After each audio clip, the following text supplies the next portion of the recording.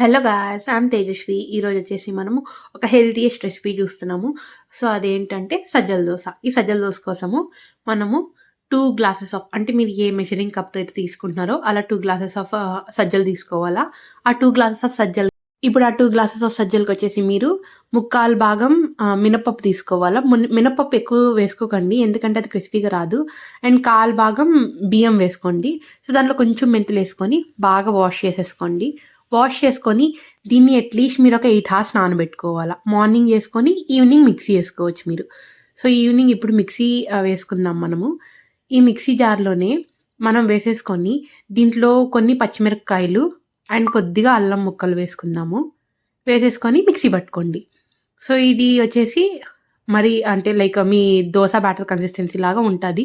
కొంచెం నీళ్ళు పోసుకొని మిక్సీ కొట్టుకోండి.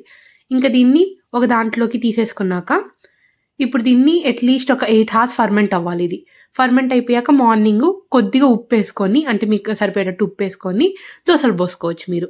సో, ఖచ్చితంగా ఫర్మెంట్ అవ్వాల్సిందే. ఫర్మెంట్ అవ్వకపోతే బాగోదు.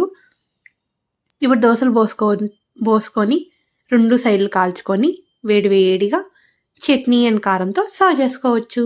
So, bye bye. Do try the recipe.